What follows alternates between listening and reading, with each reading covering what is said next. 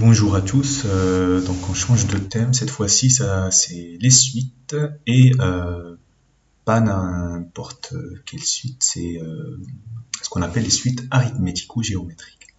Alors juste entre parenthèses, les suites c'est le seul chapitre qui est exactement le même en première S et en terminale S. Terminal, juste on rajoute la définition correcte de limite et un nouveau type de raisonnement, etc. Donc regardons ce type d'exercice, pourquoi ce qu'on appelle arithmétique ou géométrique, etc. Alors voici l'énoncé, on vous dit que le nombre d'abonnés à une revue était la première année de 5000 personnes. Chaque année, vous avez 30% des abonnés qui ne renouvellent pas, mais on compte parallèlement 500 nouveaux abonnés. Alors, vous avez d'autres thèmes, le prêt à taux composé pour les filières ES, il y a plein de mises en situation réelle. Alors ici, donc on vous dit que UN est le nombre d'abonnés à la nème année. Donc la première année, c'est pour n égale 1, donc U1, on compte 5000 abonnés. Alors, donc maintenant, je vais pas calculer U2, ni U3, ni U5, je vais essayer de regarder maintenant UN plus 1, ça veut dire le nombre d'abonnés à la n plus unième année. Donc, ceux qui étaient avant, donc il y a 30% qui partent, il reste 70%. Donc 70, c'est 0,7 fois ceux qui étaient avant. Et on compte 500 nouveaux plus 500.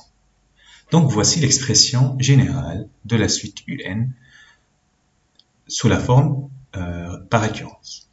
Alors, vous avez compris que l'objectif, donc cette suite-là, elle est ni géométrique ni arithmétique. Alors, remarque.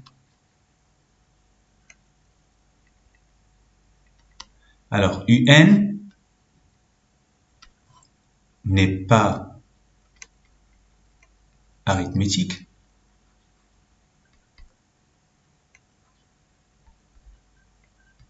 Prenez des exemples U1, U2, U3, vous regardez la différence, mais moi j'ai pas besoin de ça, je fais UN plus 1 moins UN, je trouve un terme qui n'est pas constant, hein, donc elle n'est pas arithmétique, ni géométrique. Pour le montrer, prenez des exemples, faites UN plus 1 sur UN, UN ça commence à UN, donc 5000, donc c'est différent de 0, et vous voyez que ce n'est pas constant. Donc ça c'est la première chose. Alors la deuxième chose, qu'est-ce qu'il faut faire? Alors normalement l'exercice est guidé. On vous dit prenez ça, prenez ça, prenez ça, faites ça, etc. Alors moi je vous propose. Alors quand vous avez une suite qui est définie par U0 ou U1, le premier terme, et vous avez UN plus 1 égale à UN plus 1B. Ok? Alors, c'est le type, hein, vous voyez que c'est de la forme A, UN plus B. Hein. Donc ici, l'exercice va vous guider dans le sens où il va commencer par exhiber une nouvelle suite. Alors on pose Vn égale Un moins L. Avec L, c'est la limite quand n tend vers plus l'infini de UN. Alors, vous allez me dire, si on est capable de déterminer L dès le premier coup, ben c'est bon, on n'a pas besoin de faire autre chose. Et ben en fait, on a besoin d'exprimer cette suite arithmétique ou géométrique en fonction de n, parce que elle est ni arithmétique ni géométrique. Donc les seuls cas qu'on connaît, c'est quand c'est arithmétique ou géométrique. Donc on peut exprimer UN en fonction de n. Mais là non. Donc ici on exprime, on prend une suite intermédiaire, Vn égale Un moins n. Alors en fait, L, comment on détermine L? Donc on dit que si UN tend vers L, alors UN plus 1 aussi, elle tend vers L. C'est logique, non? Si une suite admet une limite L, bah, tous les termes à partir d'un certain rang vont tendre vers là. Et en fait, on remplace dans l'équation que vous avez là, L égale 0,7 fois L plus 500. Et là, on résout. Donc, L 1 moins, ça fait 0,3, L égale 500. Et donc, on a notre L égale 500 sur 0,3.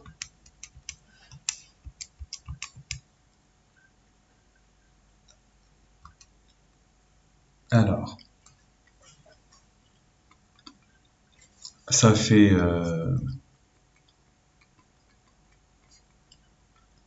5000 sur 3. C'est pas un nombre décimal.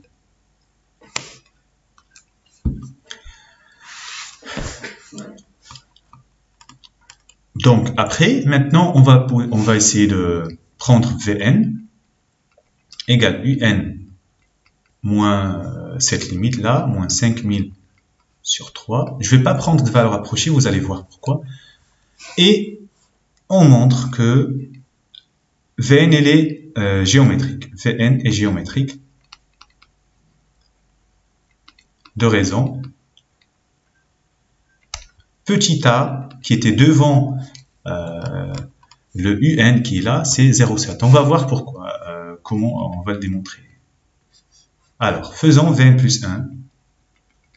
Ça fait Un plus 1 moins 5000 sur 3. Je remplace Un plus 1, c'est 0,7. Un plus 500 moins 5000 sur 3. Alors, ça fait 0,7 Un plus, alors, si je réduis au même dénominateur, 3 fois 500 moins 5000, donc ça me fait ici à peu près, c'est moins 3500 sur 3. Et là, je factorise par 0,7, ça fait Un moins 3 sur 3 fois 0,7. Alors, quand vous faites les calculs, là, quand vous faites 3500 divisé par 3 fois 0,7, ça vous donne exactement 3500, ça vous donne, pardon, 5000 sur 3. Et donc, qu'est-ce que j'ai retrouvé? J'ai retrouvé c'est 0,7 fois Vn. Vous voyez? Donc, Vn est une suite qui est géométrique de raison. Q égale 0,7. Et V1, c'est U1 moins 5000 sur 3.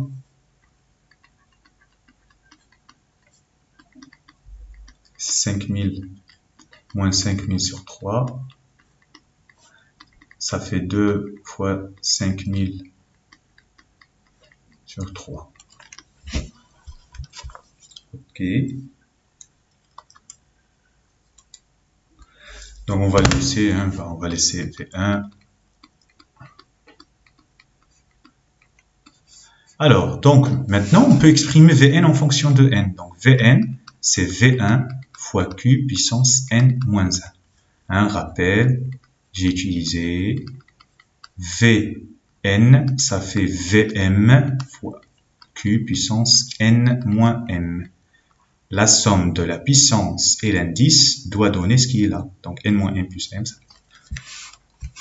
Je remplace 10 000 sur 3 fois 0,7 puissance n moins 1.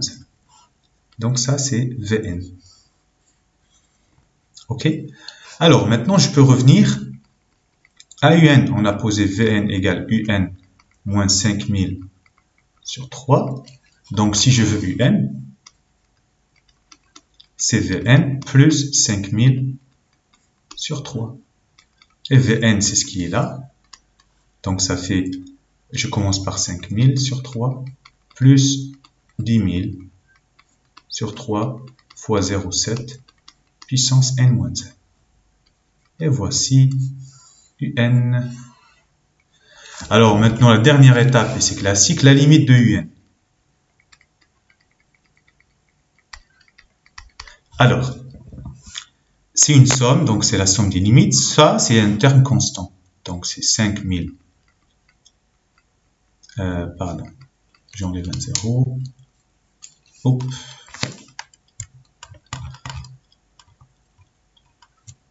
Alors, technique, voilà. Donc j'enlève un 0 ici.